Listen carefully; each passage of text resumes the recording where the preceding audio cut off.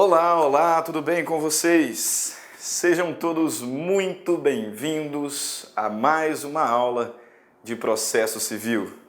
Aqui quem fala é o professor Stanley Costa, professor de Direito Civil e Processo Civil da LAC Concursos.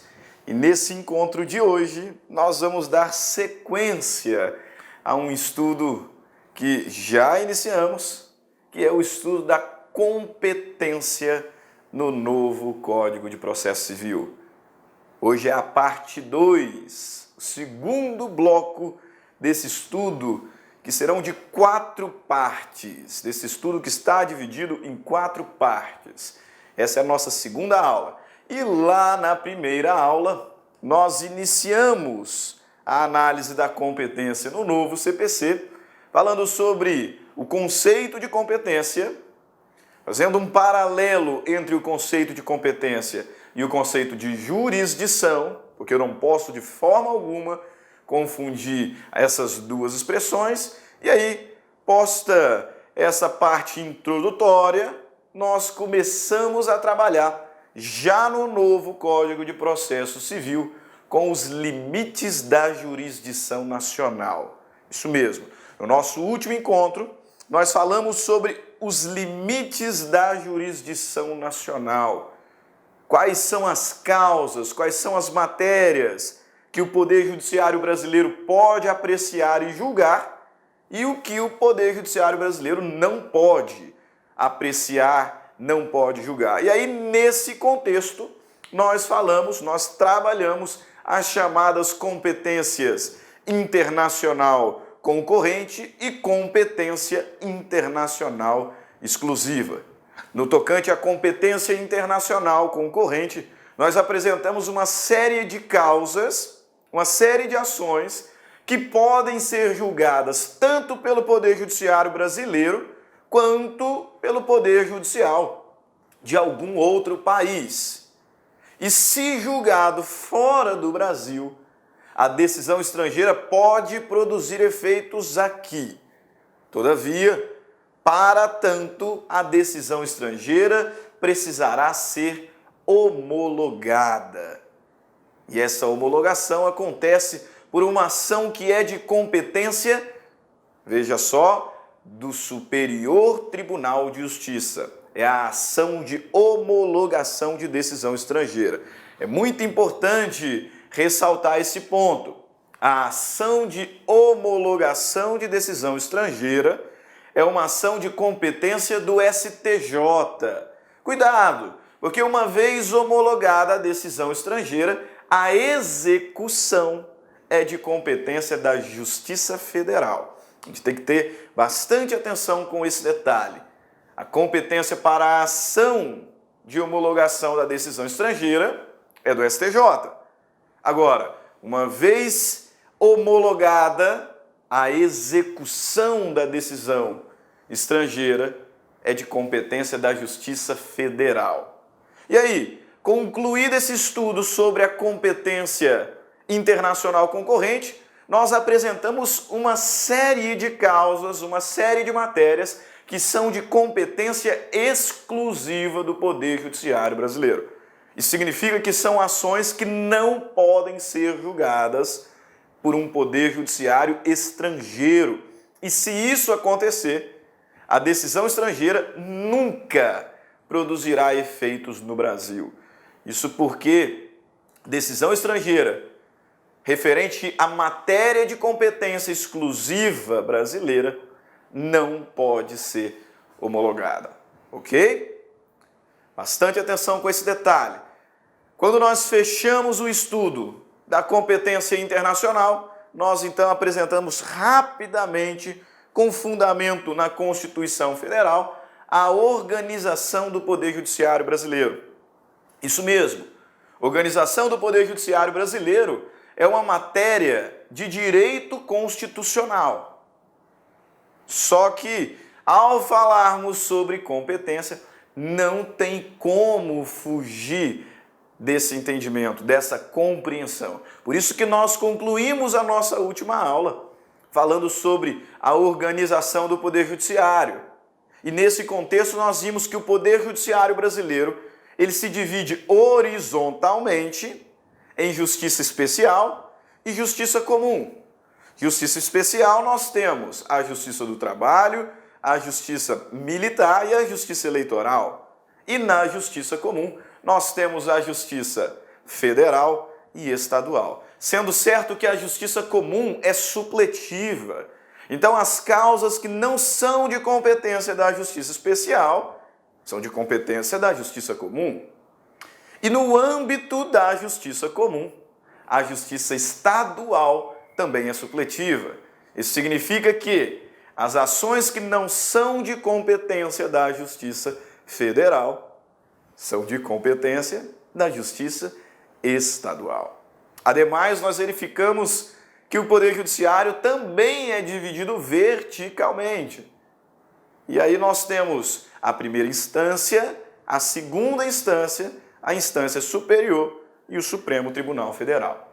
Assim nós concluímos o primeiro bloco, a primeira parte desse curso de competência no novo Código de Processo Civil. E agora nós vamos dar sequência. Segunda parte, segundo bloco de 4 partes. Ok? Vamos lá? Na aula de hoje, nós vamos tratar dos artigos 26 ao artigo 41 do Código de Processo Civil. Nós vamos tratar sobre cooperação judicial internacional. Isso mesmo, cooperação jurídica internacional. Você bem sabe que atualmente nós vivemos num mundo globalizado, como nunca antes. Isso significa que os limites, que as fronteiras, que a distância entre os países está cada dia mais curta. É isso mesmo.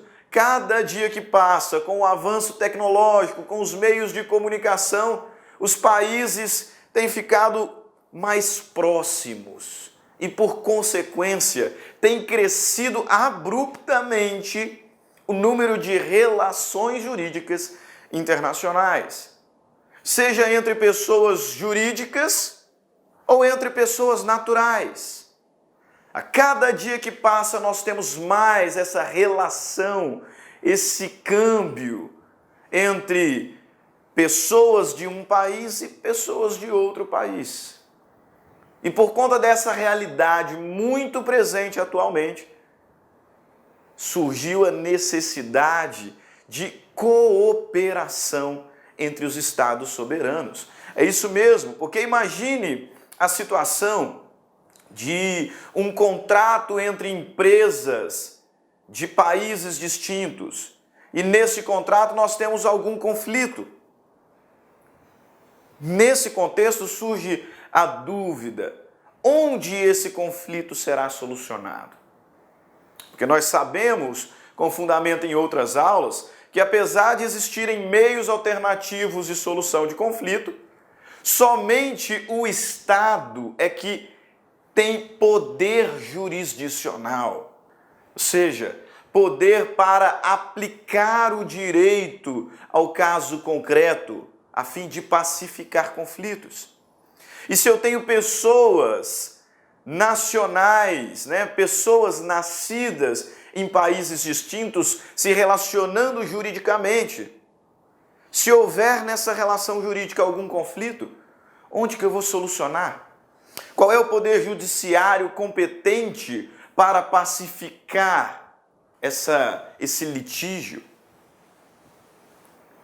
E mais, se eu defino, por exemplo, que o poder judiciário brasileiro é o poder judiciário competente para a ação no caso concreto, e se eventualmente eu preciso coletar documentos, provas que se encontram em um outro estado soberano, como fazê-lo? Como fazê-lo? Agora, pense num outro exemplo. Dois brasileiros que se relacionam juridicamente, mas em razão dessa diminuição das fronteiras, da criação, do surgimento de uma verdadeira ilha mundial por conta da globalização, um desses brasileiros corre, foge ou simplesmente se muda para um outro país. E em decorrência deste fato ou um outro fato, surge então um conflito de interesses nessa relação jurídica. Como que este brasileiro que se encontra aqui no nosso país conseguirá demandar o outro sujeito, a outra parte que se encontra em um outro Estado soberano? Ainda que considere que o Poder Judiciário brasileiro é o competente para julgar o caso concreto, como é que eu vou citar essa pessoa que se encontra em outro país? Como é que eu vou buscar meios de prova que se encontram em outros países? Veja bem, é nesse contexto que surge e que tem sido aprimorada as relações de cooperação internacional. Recentemente, você bem sabe, um dos personagens da famosa Operação Lava Jato fugiu para a Itália. E o Brasil, é evidente, não pode entrar lá na Itália e prender esse sujeito, porque seria uma afronta à soberania do Estado italiano. Mas o Brasil tem que cumprir o seu dever, tem que cumprir com a sua função jurisdicional. Precisamos de cooperação. Precisamos de cooperação entre os Estados. Em suma, o que eu quero dizer é que em razão da globalização, da diminuição das fronteiras e do distanciamento entre os países, com a criação, com o surgimento de diversas relações jurídicas multinacionais, surge também a necessidade de cooperação jurídica internacional para que tenhamos efetividade na atividade jurisdicional. De nada vale possibilitar a um sujeito que acesse ao judiciário, sendo que o judiciário não tem condições de lhe devolver uma resposta eficiente, eficaz. Então, as técnicas, as medidas de cooperação jurídica internacional surgem nesse contexto com um só objetivo: dar eficiência à atividade jurisdicional que apenas o Estado soberano pode exercer. Ok? E aí, vejam bem, quando a gente estuda o direito constitucional, lá nos seus primeiros artigos, o chamado estudo dos princípios fundamentais da República Federativa do Brasil, os 4 primeiros artigos da Constituição Federal, nós encontramos lá no primeiro artigo os fundamentos da República Federativa do Brasil, no segundo artigo a previsão da divisão ou tripartição dos poderes, executivo, legislativo, judiciário. No terceiro artigo nós encontramos os objetivos da República Federativa do Brasil e no quarto artigo nós encontramos os princípios que regulamentam as relações internacionais das quais o Brasil faz parte. E aí, lá no artigo 4º, eu encontro no seu inciso 9º, ou melhor dizendo, no seu inciso 11, um princípio que diz o seguinte: deve ser incentivado, deve ser aplicada a cooperação entre os povos para o progresso da humanidade. Destaco isso lá na Constituição Federal, para que preliminarmente, para que antes de adentrarmos ao estudo efetivamente da cooperação no novo CPC, você compreenda que a cooperação internacional é um princípio fundamental da República Federativa do Brasil. É um dos princípios norteadores das relações internacionais. Princípio previsto lá no artigo 4º, da Constituição Federal, inciso 11. Ok? E ainda que nessas notas introdutórias faço questão de destacar para a nossa reflexão, para o nosso aprimoramento, para o nosso estudo, um conceito de cooperação internacional que se encontra lá no site, no sítio oficial do Ministério da Justiça. Se você buscar aí no seu computador, vai lá no site do Ministério da Justiça e procure por cooperação internacional. E nós vamos se deparar, então, nós vamos nos deparar, melhor dizendo, com esse conceito aqui. A cooperação jurídica internacional pode ser entendida como um modo formal de solicitar a outro país alguma medida judicial, investigativa ou administrativa necessária para um caso concreto em andamento. Então esse é o conceito que o próprio Ministério da Justiça nos apresenta. Cooperação jurídica internacional é um meio formal, um meio solene que determinado Estado tem à sua disposição para solicitar a outro Estado soberano a realização, o cumprimento de uma medida judicial, investigativa ou administrativa necessária para um caso concreto. Ok? Mas entendam o seguinte, quase sempre que conversamos, sobre o tema cooperação internacional, que não é um tema novo, nos vem à mente o direito criminal. Com as medidas de transferência de presos, extradição, até mesmo com o caso que eu acabei de citar, do personagem ali da Lava Jato que foi para a Itália. E nós precisávamos então cumprir uma medida judicial em solo italiano. Quase sempre que a gente fala sobre cooperação internacional, nos vem à mente direito criminal. Todavia, tem crescido o número de demandas cíveis. Olá, meus amigos, tudo bem? Sou o professor Luiz, desculpa interromper essa sua grande videoaula, mas muitos de vocês estão perguntando, professor, e o PDF dessa aula? Onde que está o PDF dessa aula? Atenção, o PDF dessa aula, a gente pede uma pequena contribuição aqui para a nossa plataforma da Lá Concursos, Olha só, atenção, todos os PDFs, não só dessa aula, mas todos os PDFs que eu falo que é do curso do TJ, da playlist da Lá Concurso TJ Pará 2019, mais o Personal Coach. O que é o Personal Coach? É a nossa ferramenta pedagógica, ou seja, você pode assistir também esse vídeo lá na plataforma através do Personal Coach. Personal significa pessoal e coach significa treinador. Você vai ter um treinador pessoal aqui, a gente vai controlar você, a gente vai ranquear, nós vamos acompanhar o seu desempenho. Professor, quanto custa os PDFs e mais o Personal Coach? Apenas R$ 29,90 é o preço aí dessa pequena contribuição desse projeto aí da Lá Concurso, ok? Forte abraço, já, tchau. Que dependem para a sua eficácia de cooperação internacional. Imagine o caso de um sujeito que teve um filho aqui no Brasil, um brasileiro pode ser, que teve um filho aqui no Brasil e se mudou para a Inglaterra. E agora esse filho que se encontra aqui no Brasil tem uma pretensão alimentícia, tem interesse e legitimidade para a propositura de uma ação de alimentos contra o pai que não se encontra no Brasil.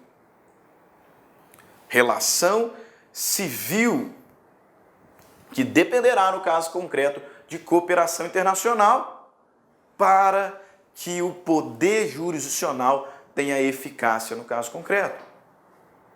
Então tem crescido, sim, o número de demandas cíveis que dependem também de cooperação internacional, e eu destaquei aqui algumas para o nosso entendimento. Pode ser demandas cíveis de natureza empresarial, uma relação entre multinacionais, pode ser relações contratuais, portanto, direito civil patrimonial. Mas nós também temos ações de natureza humanitária, de natureza extrapatrimonial, tais como ações de alimentos, ações de reconhecimento de paternidade e ações de divórcio entre sujeitos que não se encontram no mesmo país, entre sujeitos que talvez não sejam nascidos, em um mesmo país. E aí, nesse caso, precisaremos sim de cooperação internacional. Ok? Apesar de ter dito que o tema cooperação internacional é uma novidade do CPC 15, esse não é um tema verdadeiramente novo. Não. Cooperação internacional está longe de ser um tema novo. Pelo contrário, já existem diversos regulamentos, diversos ordenamentos no Brasil que tratam o tema.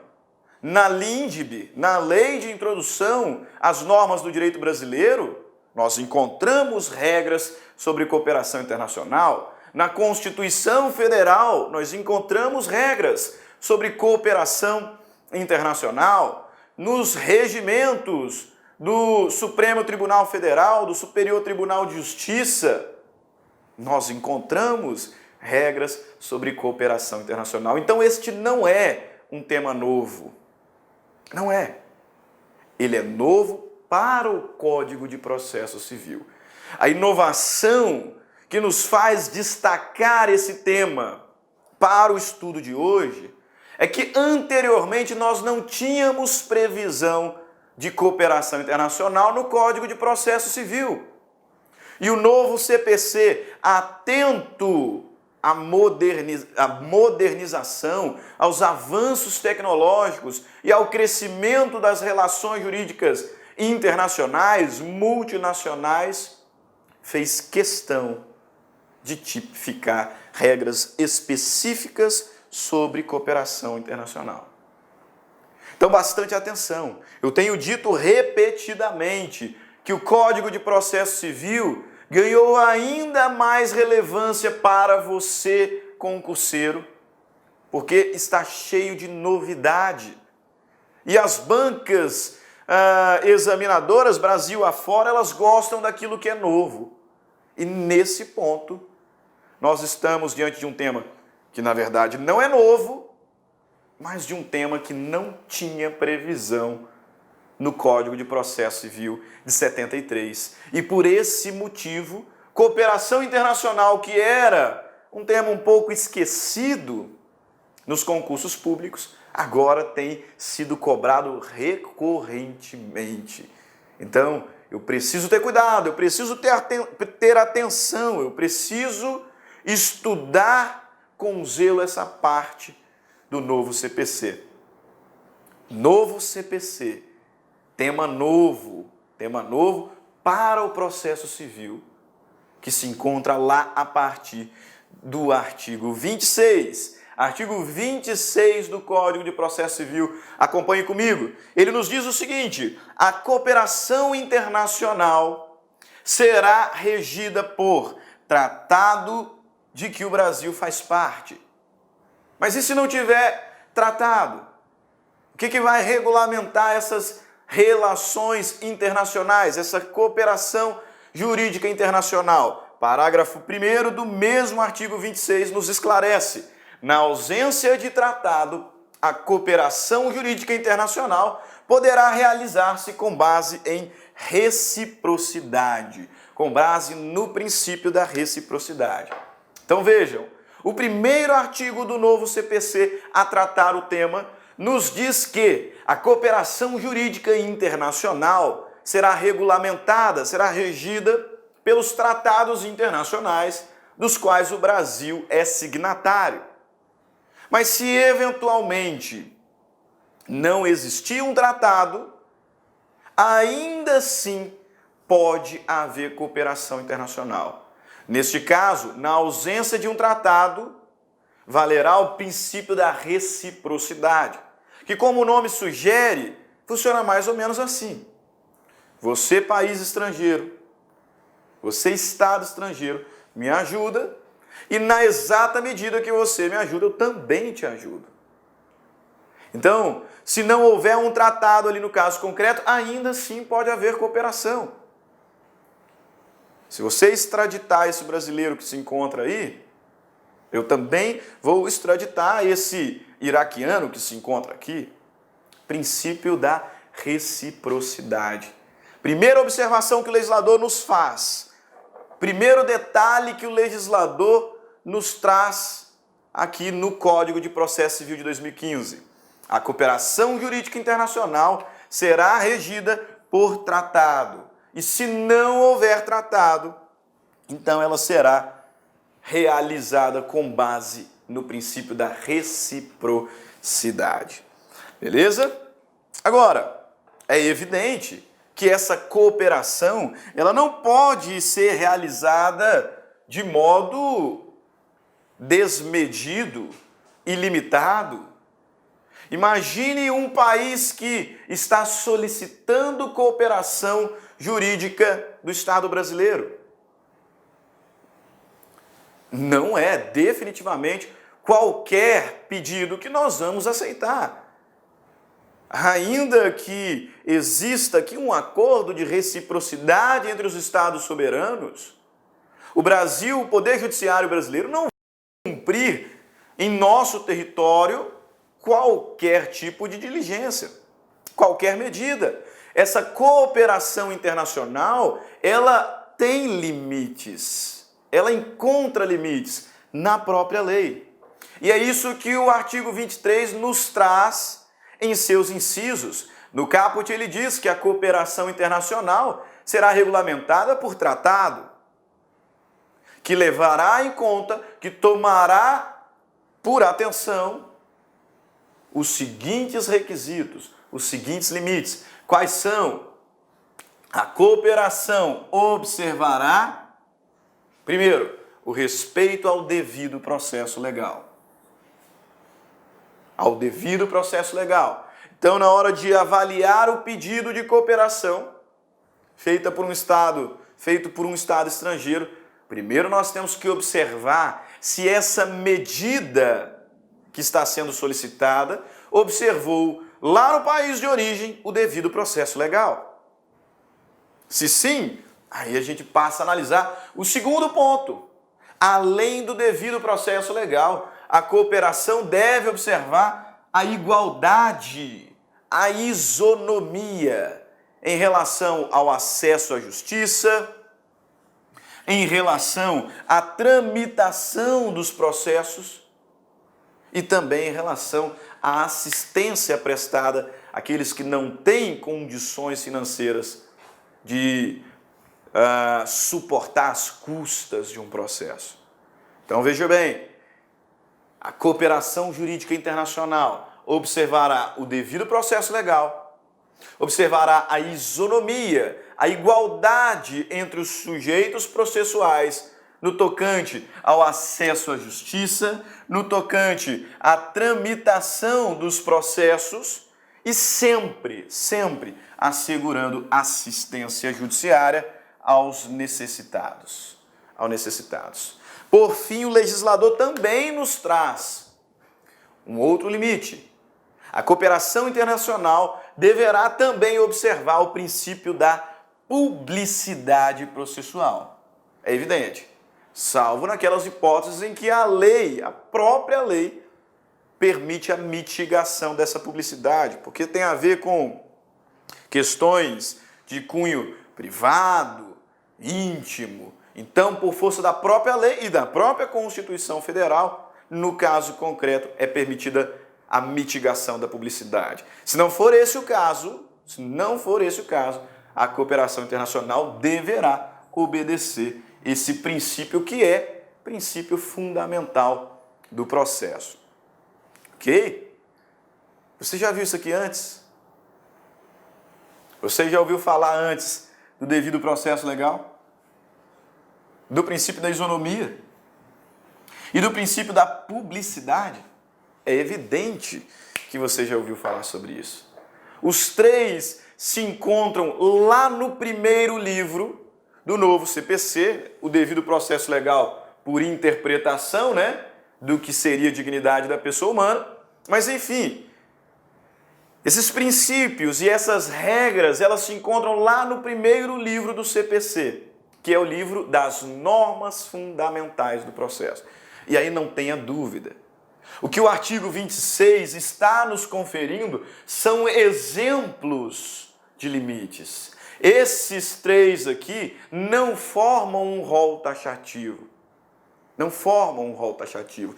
Todas as normas fundamentais do processo civil brasileiro, que se encontra lá no livro 1 do novo CPC, devem ser observadas e funcionarão como limite à cooperação internacional. Isso fica muito claro quando nos deparamos com o parágrafo 3º do mesmo artigo 26, onde o legislador nos diz o seguinte: na cooperação jurídica internacional não será, veja bem, não será admitida a prática de atos que contrariem ou que produzam resultados incompatíveis com as normas fundamentais que regem o Estado brasileiro. Então, no caso concreto, o contraditório tem que ter sido observado. No caso concreto, o princípio da inafastabilidade do poder jurisdicional tem que ser observado. O princípio da inércia, princípio do devido processo legal, do impulso oficial. Todas aquelas regras fundamentais previstas no livro 1, no livro 1º do novo CPC, devem ser observadas. Não só elas, também as outras que se encontram na Constituição Federal. Lembre-se sempre, a cooperação jurídica internacional, ela será regulamentada, ela será regida pelas regras constantes em tratado do qual o Brasil faça parte. Se não tiver tratado, será regulamentada a cooperação internacional pelo princípio da reciprocidade, mas sempre, ela deverá observar as normas fundamentais previstas tanto no novo CPC quanto na Constituição Federal, as normas fundamentais do processo civil brasileiro. Dentre elas, devido processo legal, igualdade e publicidade. Ok? Beleza, show de bola. Vamos adiante. Nós já falamos sobre o que é a cooperação internacional, sobre a relevância dessa cooperação no mundo globalizado em que vivemos. Nós já falamos sobre o que regulamenta a cooperação internacional, que são os tratados e o princípio da reciprocidade. Nós falamos sobre os limites da cooperação internacional. E agora, muita atenção, porque até então nós estávamos apenas falando notas introdutórias, né? Até um pouco óbvias todas as regras que nós apresentamos. Agora, muito cuidado. Por quê? Porque a lei exige, a lei ordena que para a cooperação internacional deve existir, tanto no Estado brasileiro quanto nos estados estrangeiros, uma autoridade central.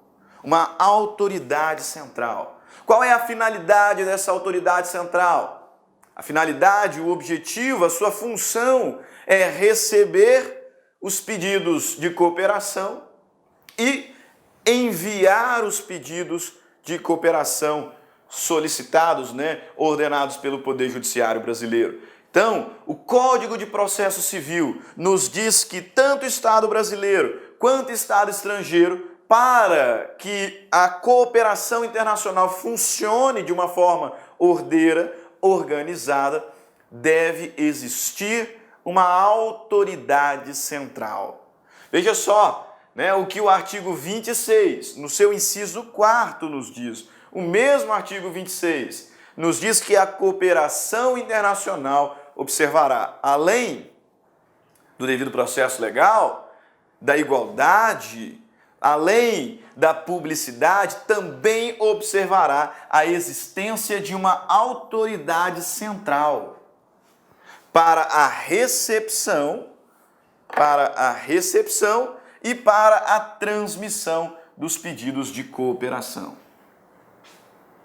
Qual é a autoridade central para fins de cooperação aqui no Brasil? Você sabe?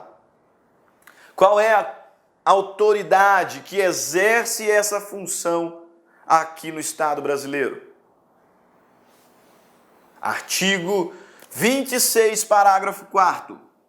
Artigo 26, parágrafo 4º nos revela: a autoridade central aqui no Estado brasileiro é o Ministério da Justiça.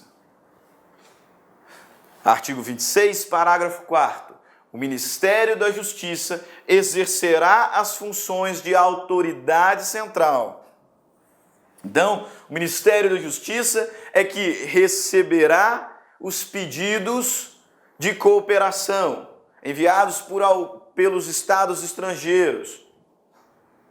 E também o Ministério da Justiça é que remeterá, é que enviará os pedidos de cooperação solicitados pelo Poder Judiciário brasileiro. Então, o MJ, o Ministério da Justiça, é que faz, às vezes, dessa autoridade central indispensável à cooperação internacional.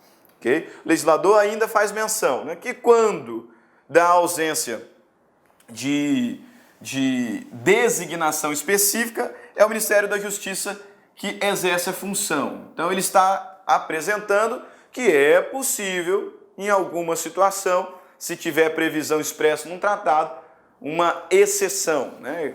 Um outro órgão exercendo a função de autoridade central. A regra é: o Ministério da Justiça é a autoridade central, salvo disposição específica em um outro ordenamento. Ok? Como é que funciona o trâmite da cooperação internacional? Eu já sei que quem organiza, quem recebe, quem expede solicitações de cooperação internacional é o Ministério da Justiça, que aqui no Brasil é a autoridade central. Entretanto, como é o trâmite desses pedidos de cooperação? Artigos 37 e 39 do Código de Processo Civil Novo nos revela, nos demonstra aí uma parte desse trâmite. Artigo 37 nos diz o seguinte: o pedido de cooperação jurídica internacional oriundo de uma autoridade brasileira, então, uma autoridade brasileira pedindo cooperação de um outro Estado, será encaminhado à autoridade central, que, como regra, é o Ministério da Justiça, para então ser enviada ao Estado requerido, a fim de que lhe dê cumprimento à medida solicitada. Ok? Então, se é uma autoridade brasileira que quer a cooperação de um Estado estrangeiro, ela não pode enviar diretamente para lá. Não, ela tem que fazer esse pedido, tem que enviar esse pedido à autoridade central, que é o Ministério da Justiça, e o Ministério da Justiça é que enviará ao Estado requerido, ao Estado estrangeiro. O inverso também acontece da mesma forma. Artigo 39 do CPC nos diz que o pedido passivo. Como assim pedido passivo, professor? Pedido passivo é quando o Estado estrangeiro está solicitando cooperação do Estado brasileiro. Pedido ativo é quando o Estado brasileiro está pedindo auxílio, está pedindo cooperação. Pedido passivo é quando o Estado estrangeiro está pedindo auxílio ao Estado brasileiro.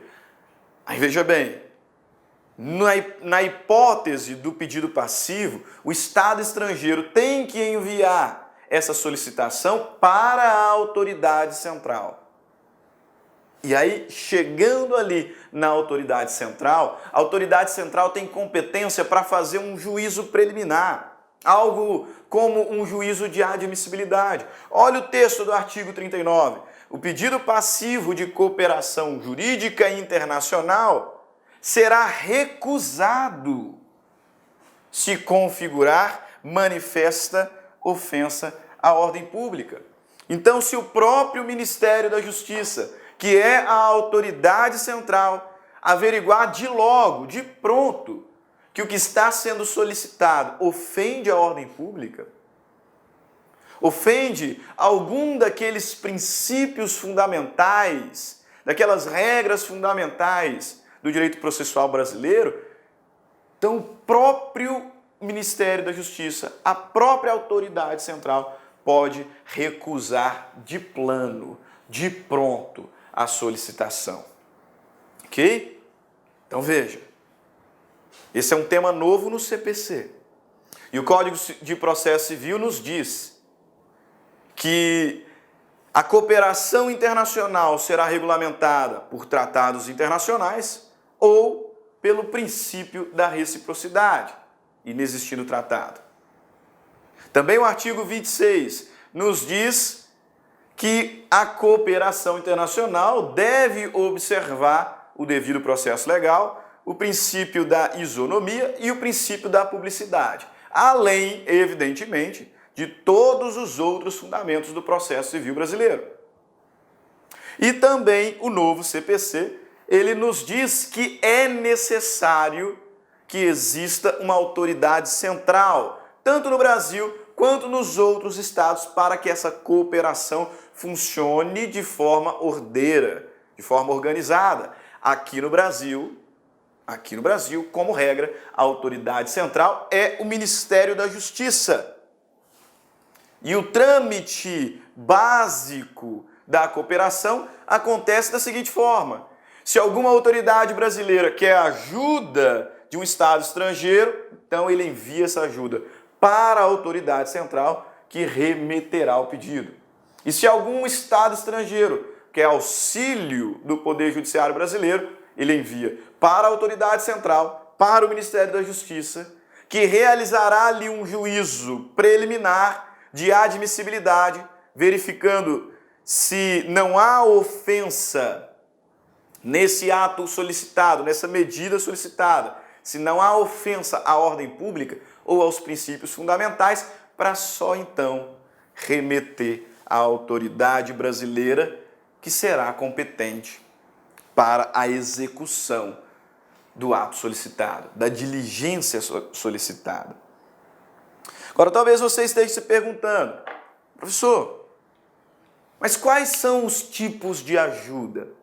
Eu já entendi que hoje a cooperação jurídica internacional é extremamente importante, em razão da globalização que nós estamos vivendo. Mas quais são os tipos de ajuda possíveis, de ser solicitados? Artigo 27 nos apresenta um rol. E eu já adianto, você pode anotar aí no seu caderno, que esse rol do artigo 27 é um rol exemplificativo. É um rol exemplificativo. Um rol exemplificativo. Em que o legislador nos diz o seguinte: a cooperação jurídica internacional terá por objeto, inciso 1º, citação, intimação, notificação judicial, notificação extrajudicial. Inciso 2º, a colheita de provas e a obtenção de informações. Inciso 3º, a homologação e o cumprimento de uma decisão estrangeira. Inciso 4º, a concessão de uma medida judicial de urgência. Inciso 5º, a assistência jurídica internacional. E inciso 6º, a grande demonstração de que esse rol é um rol meramente exemplificativo. A cooperação jurídica internacional terá por objeto qualquer outra medida judicial ou extrajudicial não proibida pela lei brasileira. Então, o que o legislador está me conferindo aqui são exemplos. Está facilitando a minha vida. Diz: pode ser objeto de cooperação internacional, citação, intimação, notificação extrajudicial, cumprimento de medida judicial de urgência, pedido de informações, colheita de provas, pedido de homologação e cumprimento de decisão brasileira fora do Brasil, estrangeira aqui no Brasil. Mas esse rol não é um rol fechado. Esse não é um rol taxativo. É um rol meramente exemplificativo. Porque tudo aquilo que não for proibido por lei, Qualquer outra medida judicial ou extrajudicial que não seja expressamente proibida por lei pode ser objeto de cooperação jurídica internacional. Ok? Artigo 27 do novo CPC. Tá? O nosso objetivo, né? Nossa intenção é realmente identificar aí o máximo de artigos para o seu estudo, para a sua preparação para um concurso público. Ok? Agora, quais são os mecanismos de cooperação internacional? Eu já sei o que é cooperação internacional, né? É o meio formal, é o meio solene de pedir, de solicitar que um outro Estado cumpra uma medida judicial, uma medida, né, determinada por uma autoridade brasileira e vice-versa. É o meio formal de solicitar esse auxílio que é necessário e decorrente da globalização. Eu já sei que a cooperação internacional ela é regulamentada por tratados internacionais. E quando não existir esses tratados, então ela será regulamentada pelo princípio da reciprocidade. Só que a cooperação não pode acontecer de qualquer forma, como a autoridade bem entender. Não, essa cooperação internacional ela tem limites. E o próprio legislador, no artigo 26, me apresenta alguns.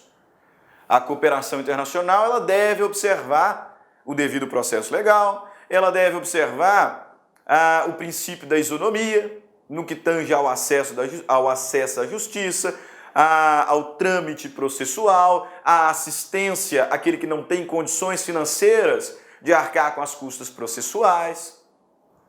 A cooperação internacional deve observar o princípio da publicidade, salvo as exceções legais que permitem a mitigação.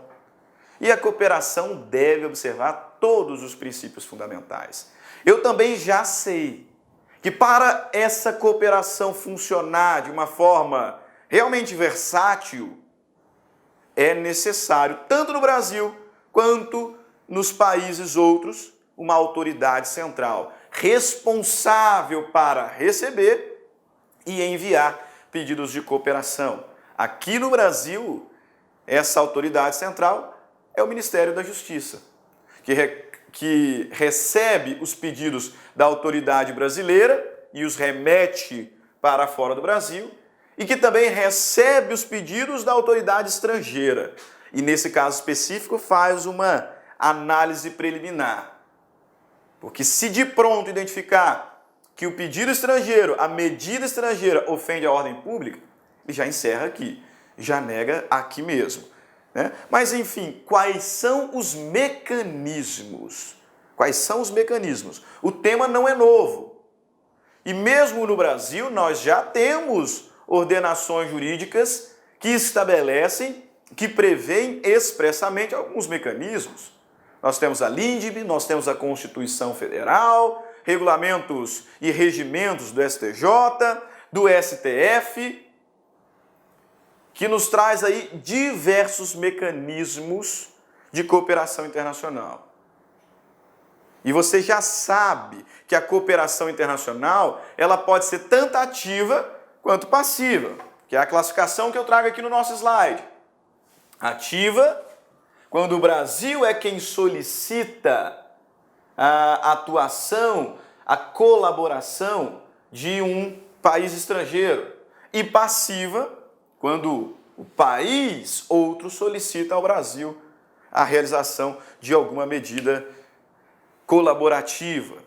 Quais são os mecanismos que a gente encontra ordenamento jurídico afora? Vocês com certeza já ouviram falar sobre extradição, sobre transferência de presos, sobre tratados internacionais, sobre cartas rogatórias, sobre auxílio direto e sobre homologação de sentença estrangeira. Aqui nós temos alguns exemplos de medidas colaborativas. Extradição, transferência de preso, carta rogatória, auxílio direto, homologação de decisão estrangeira, homologação de exequatur para o cumprimento de carta rogatória. São medidas e são mecanismos de cooperação jurídica internacional. Entretanto, o novo CPC, ele se preocupou expressamente com apenas 3 dessas. Tá? Nós encontramos todas elas em ordenamentos jurídicos Brasil afora. Mas o novo CPC, ele se preocupou especificamente com 3 desses mecanismos. Quais sejam? O auxílio direto, a carta rogatória e a homologação de decisão estrangeira, além, evidentemente, na mesma toada, da homologação de exequatur à carta rogatória. Então, de todas as medidas colaborativas, de todos os mecanismos de cooperação jurídica internacional, o novo CPC, ele cuidou especificamente, aqui no capítulo 2º do livro 2º, de auxílio direto e carta rogatória.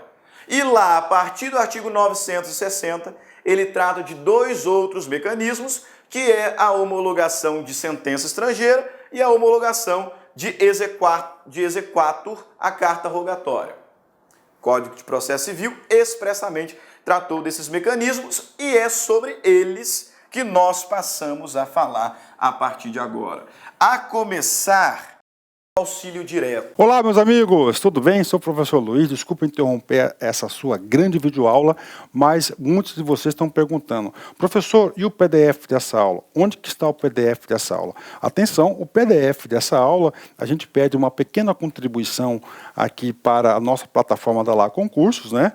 Olha só, atenção, todos os PDFs, não só dessa aula, mas todos os PDFs que eu falo que é do curso do TJ, da playlist da Lá Concurso TJ Pará 2019, né? Mais o Personal Coach. O que é o Personal Coach? É a nossa ferramenta pedagógica, ou seja, você pode assistir também esse vídeo, tá, lá na plataforma através do Personal Coach. Personal significa pessoal e coach significa treinador. Você vai ter um treinador pessoal aqui, a gente vai controlar você, a gente vai ranquear, nós vamos acompanhar o seu desempenho. Professor, quanto custa os PDFs e mais o Personal Coach? Apenas R$ 29,90 é o preço aí dessa pequena contribuição desse projeto aí da Lá Concurso, ok? Forte abraço, já, tchau. O auxílio direto é o mecanismo mais recente de colaboração jurídica internacional e conhecido também como o mecanismo mais ágil, mais versátil. O auxílio direto é o mecanismo mais versátil de colaboração jurídica internacional. Por que isso? Grave, anote. Porque o auxílio direto, ele dispensa o chamado juízo de delibação. Professor, o que é isso? Juízo de delibação. O juízo de delibação é como um juízo de admissibilidade realizado pelo STJ em cartas rogatórias e em ações de homologação de decisão estrangeira, onde o STJ analisa a legitimidade, a legalidade formal da diligência que está sendo solicitada, só que ele não analisa o mérito. Não analisa o mérito. Juízo de delibação, portanto, é uma análise, como eu coloco aqui, uma análise de legalidade formal do ato que é solicitado, sem averiguação do mérito. E essa análise ela é realizada pelo STJ. No auxílio direto, que é o primeiro mecanismo de cooperação internacional previsto no CPC, não há juízo de delibação. Por gentileza, anote isso no seu caderno, de forma bem visível.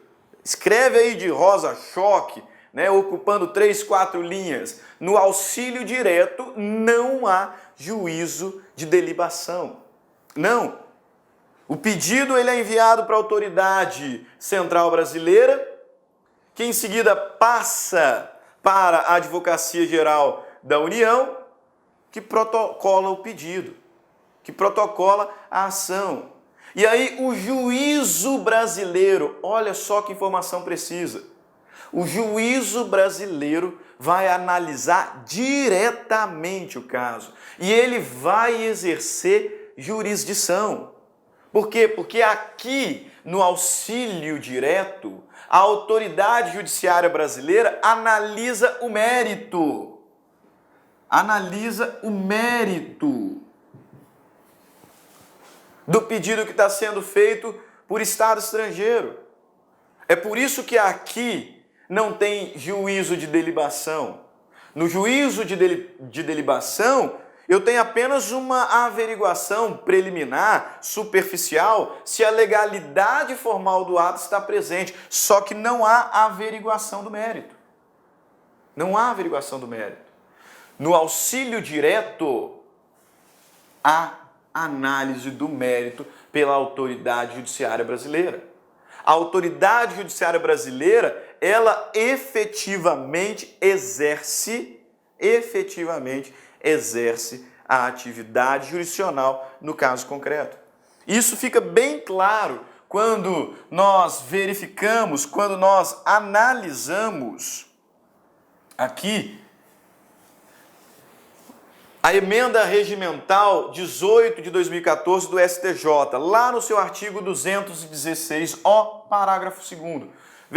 Veja só o que essa emenda regimental, artigo 216-O, parágrafo 2º, nos diz. Os pedidos de cooperação jurídica internacional que tiverem por objeto atos que não ensejem juízo deliberatório,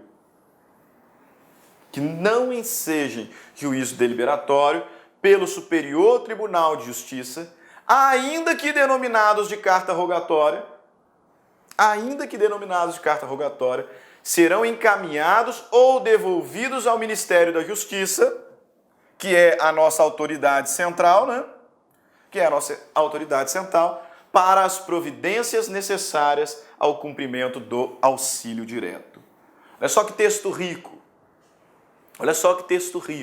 Os pedidos, as solicitações de cooperação jurídica internacional que não dependem de juízo deliberatório realizado pelo STJ serão encaminhados ou devolvidos ao Ministério da Justiça, que é a nossa autoridade central.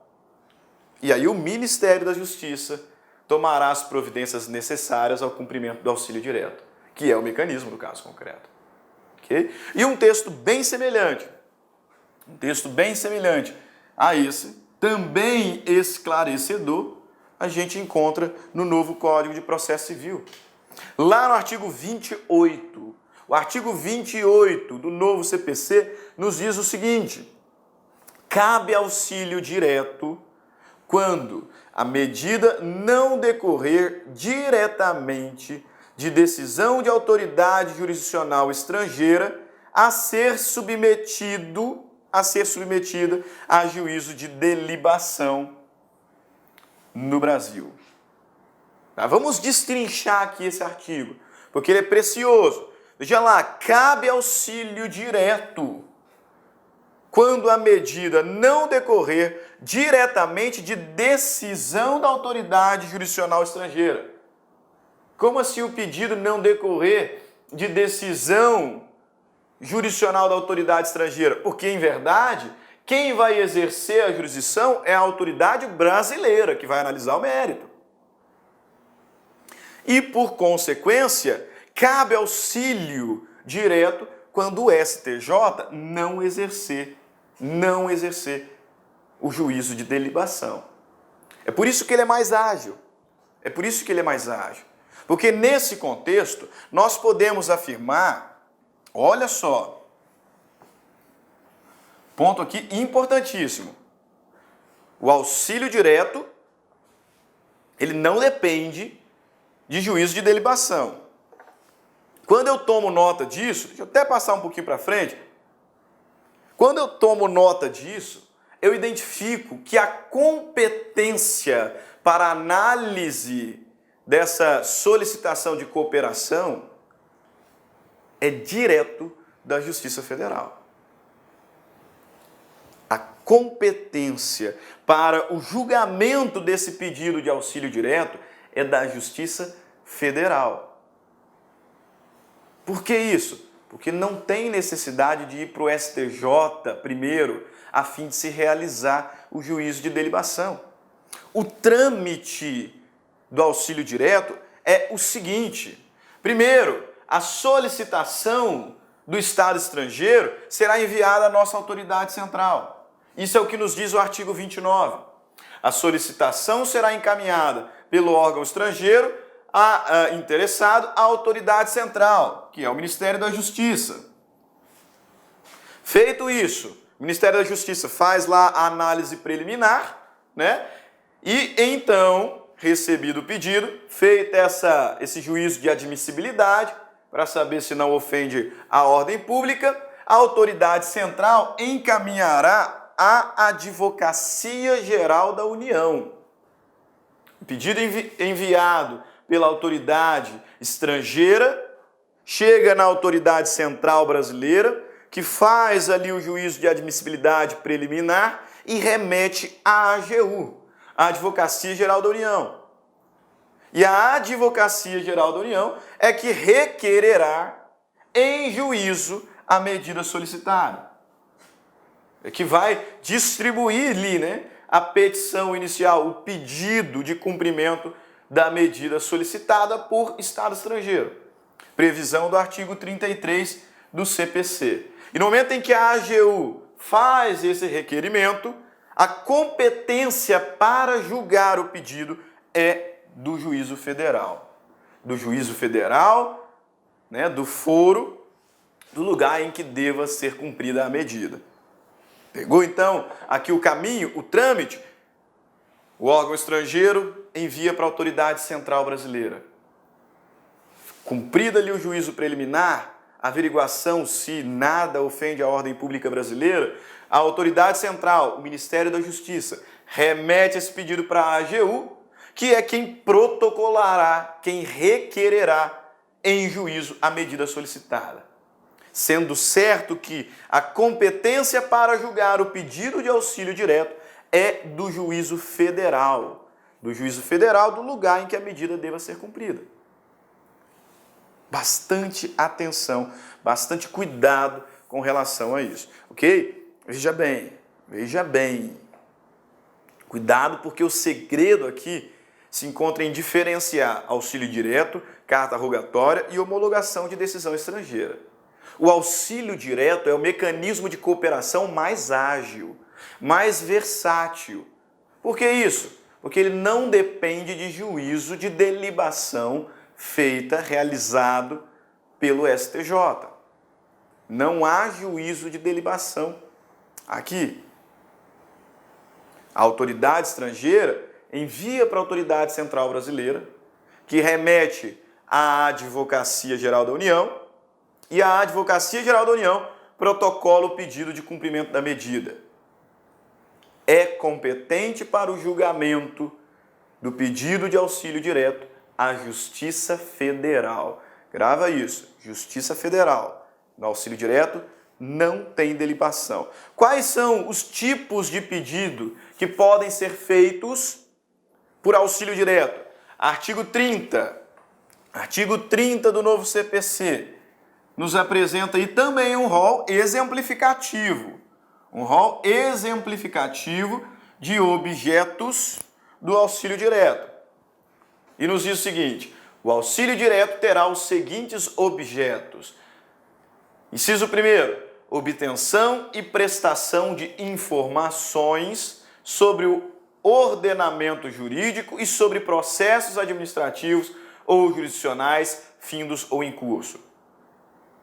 Então, pedido ali de informação, se tem algum processo em curso aqui no Poder Judiciário brasileiro, ou explicações, né, elucidações acerca do ordenamento jurídico brasileiro, isso eu posso fazer por auxílio direto, mais ágil, mais versátil. Inciso 2º, pode ser objeto de auxílio direto a colheita de provas, salvo se a medida for adotada em processo em curso no estrangeiro, de competência exclusiva da autoridade judiciária brasileira. E aqui é muito lógico. Porque se a matéria é de competência exclusiva do Poder Judiciário brasileiro, não me interessa se tem ação fora do Brasil. Essa ação nunca produzirá efeitos aqui. Se está em andamento fora do Brasil uma ação que envolva matéria de competência exclusiva do Poder Judiciário brasileiro, não será aceito o pedido de colheita de provas via auxílio direto. Não será. Porque essa decisão estrangeira nunca produzirá efeitos aqui. E, por fim, o inciso 3º coloca: qualquer outra medida judicial ou extrajudicial não proibida pela lei brasileira. Então, assim como aconteceu anteriormente, lá no artigo 27, o artigo 30, com esse inciso 3º, me demonstra que este é um rol meramente exemplificativo.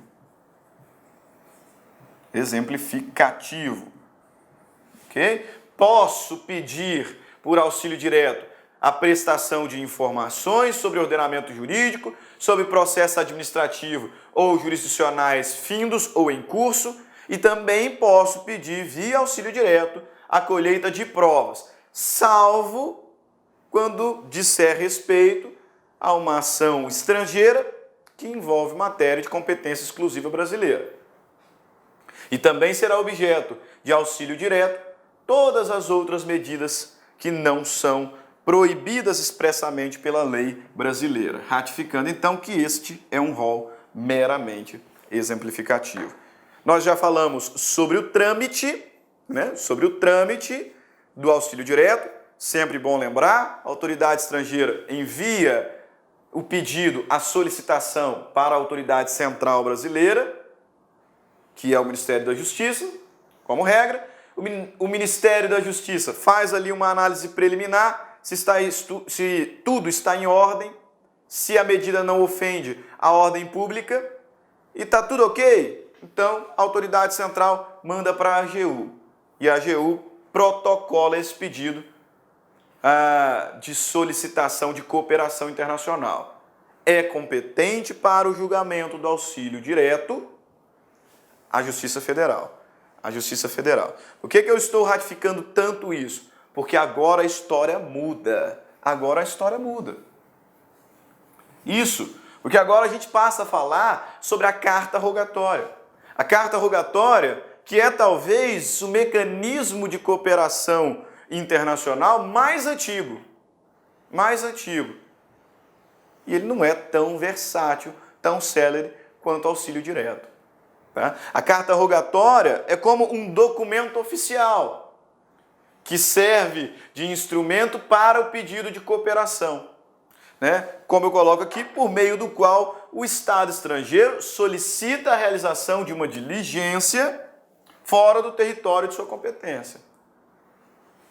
É um documento oficial que eu utilizo para pedir cooperação. Só que neste caso, eu não posso fazer por via de auxílio direto. Por quê? Porque a decisão judicial já foi tomada lá fora. Porque a jurisdição, a atividade jurisdicional já foi exercida pelo Estado estrangeiro. Então não cabe ao Poder Judiciário brasileiro analisar o mérito. No que toca à carta rogatória, o Estado brasileiro, o Poder Judiciário brasileiro, não pode adentrar ao mérito, modificando, alterando o pedido que foi realizado, a medida que foi solicitada. Veja só que explicação precisa do grande doutrinador Eupídio Donizete. Ele nos diz o seguinte: por meio da carta rogatória, a autoridade judicial, e somente ela, solicita ao Estado requerido que execute ato jurisdicional já proferido. Por meio da carta rogatória, a autoridade judicial, pode ser a brasileira pedindo lá fora, ou a estrangeira pedindo ao Brasil, a autoridade judicial, somente ela solicita ao Estado requerido, ao sujeito passivo da cooperação, que execute ato jurisdicional já proferido. Tá? Aqui está grifado, por quê? Porque se o ato jurisdicional já foi proferido, isso significa que o Estado requerido, que o sujeito passivo dessa cooperação não pode adentrar o mérito da questão. Aí o Eupídio complementa, de modo que não cabe àquele outro Estado exercer qualquer cognição de mérito. Identificou aí a primeira e grande distinção entre o auxílio direto e a carta rogatória? Na carta rogatória, a autoridade brasileira pode analisar o mérito. Pode analisar o mérito do pedido que foi feito. Porque não há aqui juízo de delibação. Na carta rogatória, diferentemente, a atividade jurisdicional já foi exercida pelo Estado requerente. De modo que o Estado requerido, de modo que o sujeito passivo não pode exercer qualquer cognição de mérito. Qualquer cognição de mérito. Então quer dizer, professor, que a carta rogatória chega aqui no Brasil e pronto, cumpre, porque o Estado brasileiro não pode analisar nada, já que a decisão já foi tomada, né? A decisão já foi tomada. Então, o Poder Judiciário brasileiro simplesmente irá cumprir. Ponto final. Então, também não é assim, né? Também não é assim, porque se fosse, nós estaremos diante de um atentado à soberania nacional. Como na carta rogatória não há a possibilidade de cognição de mérito pelo Judiciário brasileiro ou pelo Judiciário estrangeiro, quando o Brasil, né, envia uma carta rogatória, como não há a possibilidade de análise de mérito, aqui no Brasil, a carta rogatória é cumprida em dois momentos distintos. Isso, dois momentos distintos. Por quê? Primeiro, o STJ tem que analisar. Primeiro detalhe. Quem determina o cumprimento, quem determina a execução da carta rogatória é o STJ. E aqui eu destaco para vocês, a competência para a concessão do exequatur. O que é o exequatur? É a autorização para que a medida seja cumprida. Quem concede o exequatur é o STJ. É o STJ. E o STJ, nessa ação, ele faz exatamente o que nós chamávamos até então de juízo de delibação. É por isso que a carta rogatória tem que passar por ele. Tem que passar pelo STJ, porque cabe ao STJ averiguar, sem entrar no mérito, a legalidade formal do pedido que está sendo feito. Então, é de competência do Superior Tribunal de Justiça a concessão de exequatur para cartas rogatórias. Onde que eu encontro isso? Artigo 105, inciso 1º, a linha I da Constituição Federal. Artigo 105, inciso 1º, a linha I da Constituição Federal, né, nos trará que é competência do STJ a concessão de exequatur em cartas rogatórias. Okay? E o que o STJ vai fazer ali naquela situação? O juízo de delibação. Então não confunda auxílio direto com carta rogatória, porque no auxílio direto, primeiro, não há um juízo de delibação feito pelo STJ. Não há. A competência para cumprir essa medida solicitada é da Justiça Federal. E o juiz federal pode analisar o mérito, pode exercer atividade jurisdicional. Aqui na carta rogatória, diferentemente, ela depende de um juízo de delibação feito pelo STJ.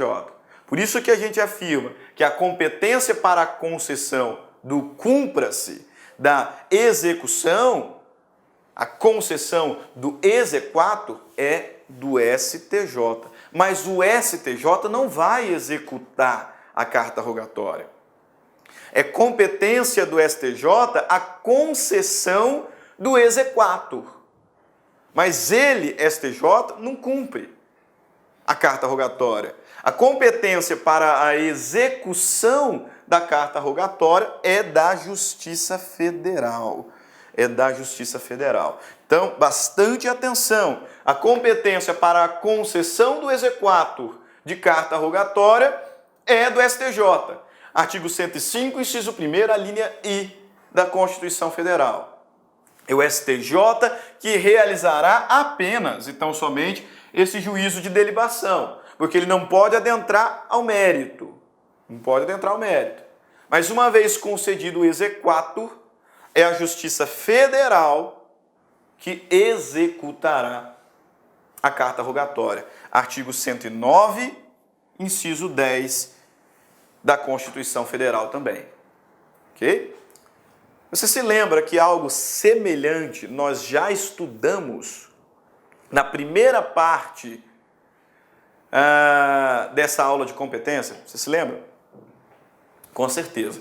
Quando nós falávamos sobre competência internacional concorrente, o professor Stanley disse que a competência internacional concorrente são aquelas ações que podem ser julgadas tanto no Brasil quanto fora do Brasil. E se julgadas fora do Brasil, elas podem ser efetivas aqui. A decisão estrangeira pode produzir efeitos aqui. Só que para produzir efeitos aqui no Brasil, a decisão estrangeira tem que ser homologada. Quem é o órgão competente?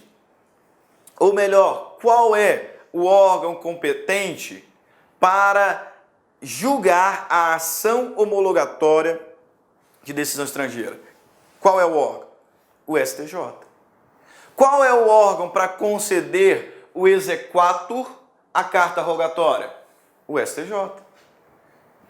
Lá na homologação de sentença estrangeira, depois que o STJ homologou, qual é o órgão competente para executar a decisão estrangeira homologada pelo Superior Tribunal de Justiça? Qual é o órgão?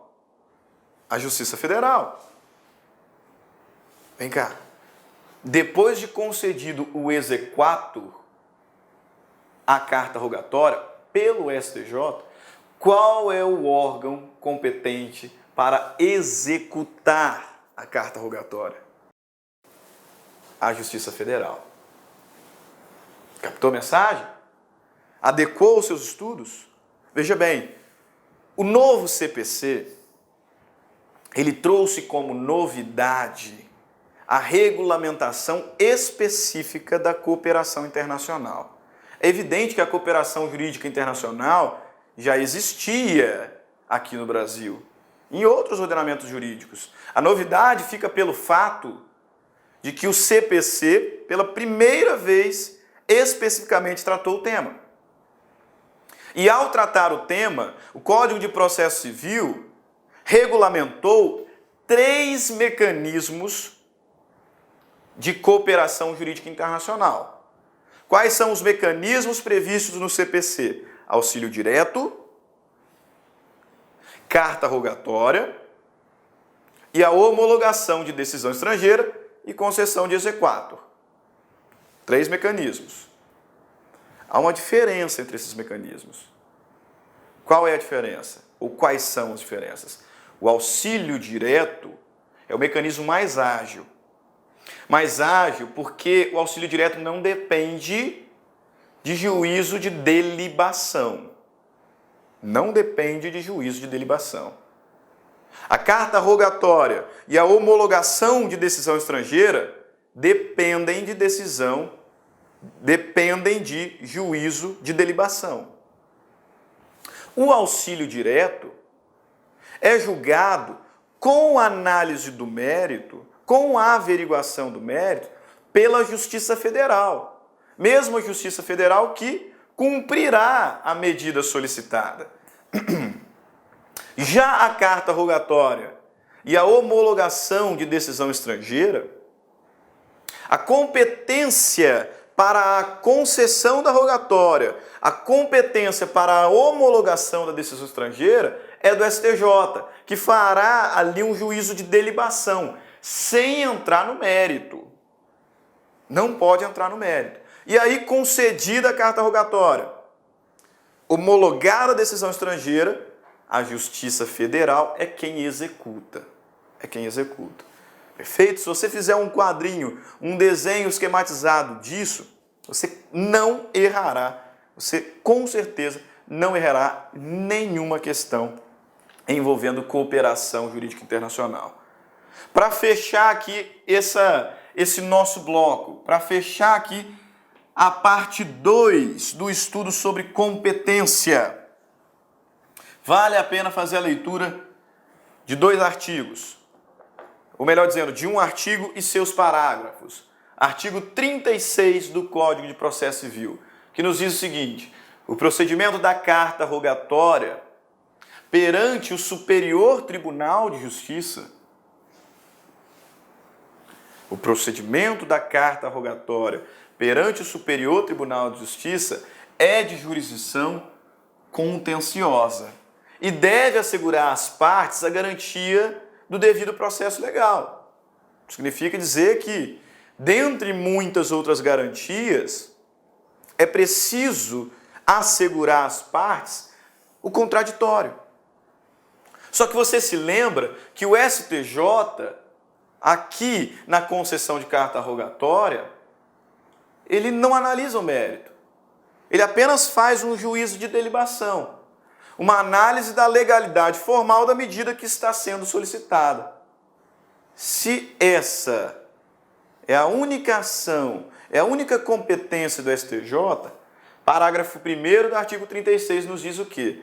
Que a defesa se restringirá à discussão quanto ao atendimento dos requisitos para que o pronunciamento judicial estrangeiro produza efeitos no Brasil. Se não cabe ao STJ conhecer o mérito, mas apenas fazer um juízo de delibação, uma análise da legalidade formal da medida que está sendo solicitada, as defesas também somente poderão discutir o atendimento dos requisitos para que o pronunciamento estrangeiro produza efeitos no Brasil. E aí, para colocar uma pá de cal no assunto, para encerrar o tema, veja só o parágrafo 2º do artigo 36. Em qualquer hipótese, é vedada a revisão de mérito. É vedada a revisão de mérito do pronunciamento judicial estrangeiro pela autoridade judiciária brasileira. Por quê? Porque a única coisa que o STJ vai fazer é esse juízo de delibação. O STJ não pode analisar o mérito. Não pode analisar o mérito. A atividade jurisdicional já foi realizada pelo Estado estrangeiro. Ok? Beleza? Captou a mensagem? Compreendeu o assunto? Veja bem, este não é um assunto difícil. Definitivamente não é um assunto complicado, mas é um assunto que tem sido bastante cobrado em concursos públicos, porque trata-se de uma novidade do Código de Processo Civil atual. Embora, verdade, já existisse esses mecanismos de cooperação internacional em legislações esparsas, pela primeira vez o CPC se preocupou em tratar sobre a cooperação internacional. E como toda novidade do CPC atual, a cooperação internacional tem sido muito cobrada em concursos públicos. E é para isso, e é por isso que eu separei aqui algumas questões para resolvermos juntos. Né? Veja bem, como a cooperação jurídica internacional tem sido cobrada em concursos públicos. Veja lá. Prova de 2016 da Câmara de Aracruz, do meu saudoso Espírito Santo. Prova de procurador legislativo. O enunciado nos diz o seguinte: segundo o novo Código de Processo Civil, a cooperação jurídica internacional não terá por objeto, ou seja, não é um objeto da cooperação jurídica internacional à luz do novo CPC. Alternativa A, homologação e cumprimento de decisão. E aí? Isso é lógico que é. Nós já vimos, lá no artigo 26 e 27. Homologação e cumprimento de decisão. Concessão de medida judicial de urgência, também. Também é exemplo de objeto da cooperação jurídica internacional. C, citação, intimação, notificação judicial e extrajudicial, também. Quiçá esses aqui, né, sejam os objetos mais comuns. Citação, intimação, notificação judicial e extrajudicial. Então, eu nem li a última alternativa, mas eu sei que ela está errada. Qual é o erro? Medida processual, mesmo que proibida pela lei brasileira. Que questãozinha fácil, hein? Que questãozinha simples. Nós vimos lá que o artigo 27, ele me apresenta um rol exemplificativo. Um rol exemplificativo de objetos da cooperação jurídica internacional.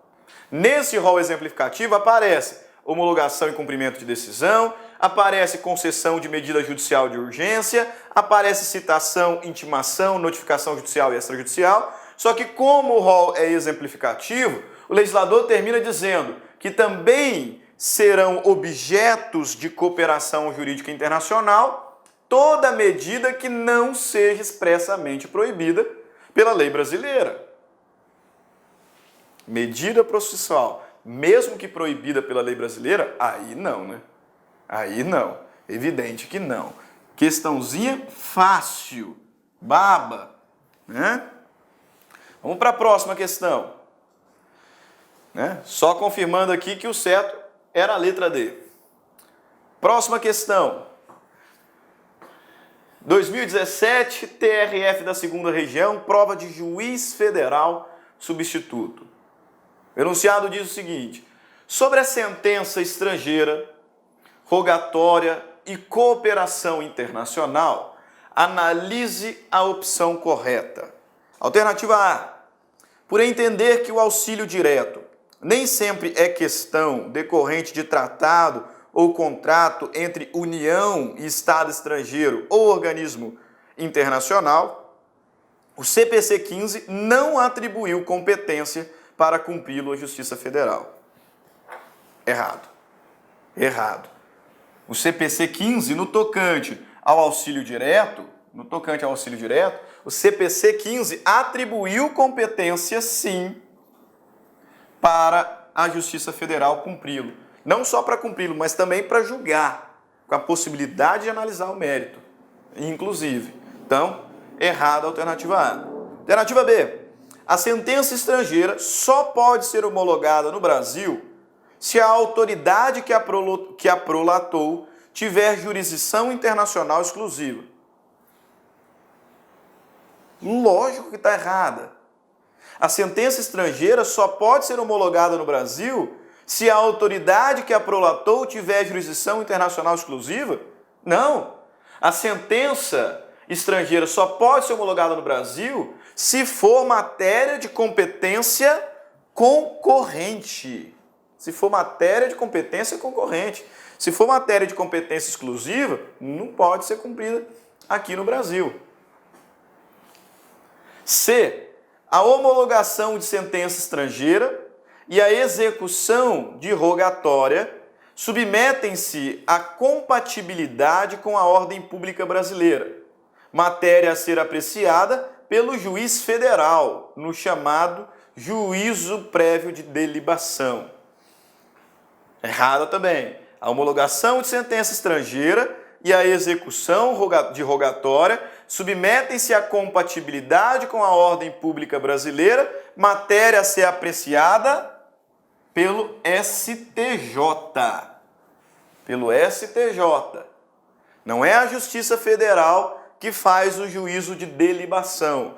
O juízo de delibação é feito pelo STJ. Então também está errado. Vamos ver as outras duas alternativas aqui no próximo slide.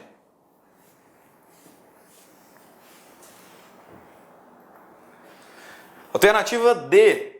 A carta rogatória será cumprida como requerida pela via diplomática, de modo que, quando exista requerimento de que a testemunha preste juramento com a mão sobre a Bíblia, será esta a liturgia procedimental a ser observada.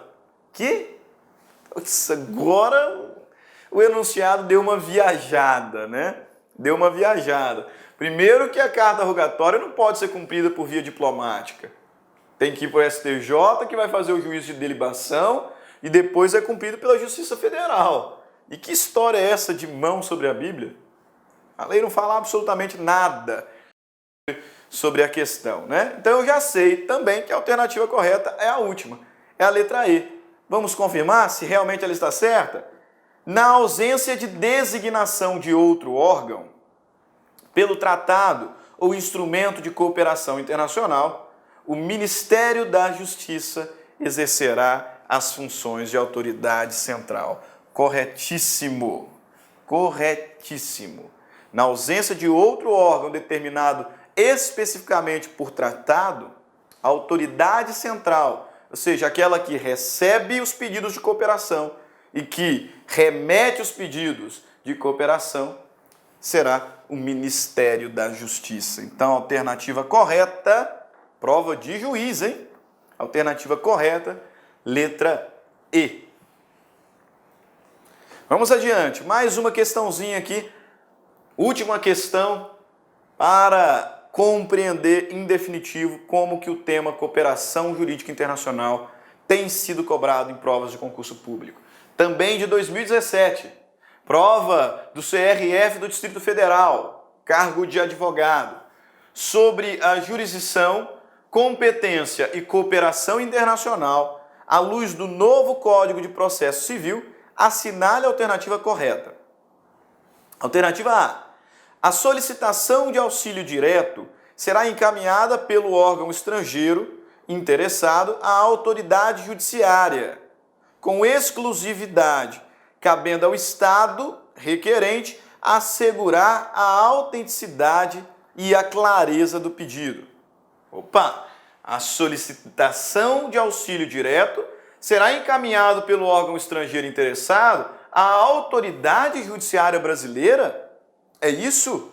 Não, ela será encaminhada à autoridade central, que é o Ministério da Justiça como regra. Então, está errada a alternativa A. É o erro aqui falar que ela vai ser remetida à autoridade judiciária brasileira. B. Cabe auxílio direto quando a medida decorrer diretamente de decisão de autoridade jurisdicional estrangeira a ser submetida a juízo de delibação no Brasil. Como é que é? Cabe auxílio direto quando a medida decorrer diretamente de decisão da autoridade jurisdicional estrangeira. Primeiro erro. Na hipótese de auxílio direto, a decisão, né, é tomada por autoridade jurisdicional brasileira e não estrangeira, a ser submetida a juízo de delibação no Brasil. No auxílio direto, não tem juízo de delibação. Então, a alternativa está errada. C. O ato de apreciar pedido de auxílio direto passivo que demande prestação de atividade jurisdicional compete ao juízo estadual do lugar em que deve ser executada a medida. Errado. Compete ao juízo federal. Ao juízo federal, não ao juízo estadual. Vamos ver as outras alternativas no slide seguinte. Recebido o pedido de auxílio direto passivo, a autoridade central o encaminhará à parte interessada, na medida que a requererá em juízo. Errado, né? Recebido o pedido de auxílio direto passivo, a autoridade central o encaminhará à Advocacia Geral da União e não à parte interessada. É a Advocacia Geral da União que requererá em juízo o cumprimento do pedido feito por Estado estrangeiro. Então, mais uma vez, eu sei que a alternativa correta é a letra E. Vamos confirmar? Quando houver cláusula de eleição de foro, exclusivo estrangeiro em contrato internacional, arguida pelo réu na contestação, o processamento e julgamento da ação não competem à autoridade judiciária brasileira. Todavia, tal restrição à jurisdição nacional não se aplica aos casos de competência internacional exclusiva, como nos casos relativos a imóveis situados no território da República Federativa do Brasil. Na verdade, essa alternativa, ela está correta e é tema do nosso último encontro, da parte 1. Lá na parte 1, quando nós falávamos sobre competência internacional concorrente exclusiva, nós vimos que, em se tratando de matéria de competência concorrente, as partes podem eleger exclusivamente, como órgão competente para dirimir eventuais conflitos, a autoridade judiciária estrangeira. E se essa cláusula de eleição de foro, que atribui competência exclusiva à autoridade estrangeira, for alegada pelo réu na contestação, o Poder Judiciário brasileiro não poderá julgar a demanda. Só que, se a matéria for de competência exclusiva do Brasil, aí é evidente, não pode ter uma cláusula de eleição de foro atribuindo competência à autoridade judiciária estrangeira. Se tratando de matéria de competência exclusiva do Poder Judiciário brasileiro, só o Poder Judiciário brasileiro pode julgar. Não será, portanto, permitido uma cláusula de eleição de foro que diga o contrário. Então a alternativa está correta. Quando houver cláusula de eleição de foro exclusivo estrangeiro em contrato internacional, arguida pelo réu na contestação, o processamento e o julgamento da ação não competem à autoridade judiciária brasileira. Ponto. Todavia, tal restrição à jurisdição nacional não se aplica aos casos de competência internacional exclusiva, como nos casos relativos a imóveis situados no território da República Federativa do Brasil. Então, alternativa correta, letra E. Letra E. Ok? Então é isso aí, pessoal. A gente fica por aqui. Por hoje é só. Concluímos a segunda parte do nosso estudo sobre competência, tratando o tema da colaboração jurídica internacional. Tema bastante em voga por conta da previsão inédita do CPC 15. Ok? Espero que a nossa aula tenha sido útil ao seu aprendizado, que você tenha gostado da nossa dinâmica e, portanto, quero te ver em breve. Mas por hoje é só. Aquele abraço e tchau, tchau. Minhas amigas, sou o professor Luiz Antônio Carvalho, quero agradecer você que ficou no final da nossa videoaula e dar 3 recados para vocês aí da Lá Concurso, né? O primeiro é o seguinte, o PDF e mais o Personal Coach, que é a nossa grande ferramenta pedagógica para acompanhar e potencializar, acelerar seus estudos por apenas R$ 29,90. Esse é o PDF mais a metodologia, ou seja, você vai assistir os vídeos, os mesmos vídeos, mas aonde? Na nossa plataforma no YouTube, ela é a nossa plataforma do site, ok? Por R$ 29,90. E também, lembrando para vocês que nós estamos preparando uma ultra revisão de véspera de no mínimo 20 horas, tá? Eu coloco no mínimo porque eu tenho certeza que nós iremos aí ultrapassar, né? Essa carga horária de 20 horas do conteúdo focado para o TJ Pará. Essa revisão é 100% baseada em exercício da banca do CESP, né? Que a gente já começou os preparativos dessa nossa super revisão.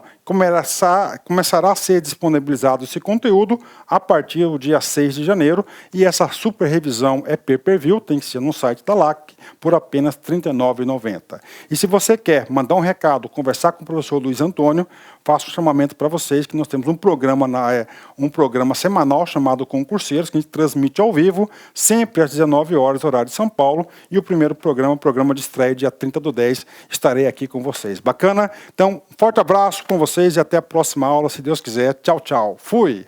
Clique lá.